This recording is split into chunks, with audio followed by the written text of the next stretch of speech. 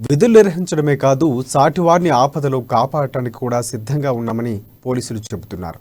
అనుకోకుండా ప్రమాదానికి గురయ్యే వాహనదారుని కాపాడి మరోసారి తమ బాధ్యతలు గుర్తు చేశారు షాద్నగర్ ట్రాఫిక్ కానిస్టేబుల్ శ్రీనివాస్ యాదవ్. ఇవాళ ఉదయం చౌరస్తాలో ట్రాఫిక్ సిగ్నల్ పడగానే దూసుకు వచ్చిన లారీ కింద ఓ వృద్ధుడు పడిపోయాడు. అక్కడే విధులు నిర్వహిస్తున్న ట్రాఫిక్ కానిస్టేబుల్ శ్రీశైలం వెంటనే అక్కడికి చేరుకుని లారీని నిలిపివేశారు. అనంతరం స్థానికుల సహాయంతో అప్రమత్తమై వెంటనే వాహనదారుని పక్కకు లాగేశారు.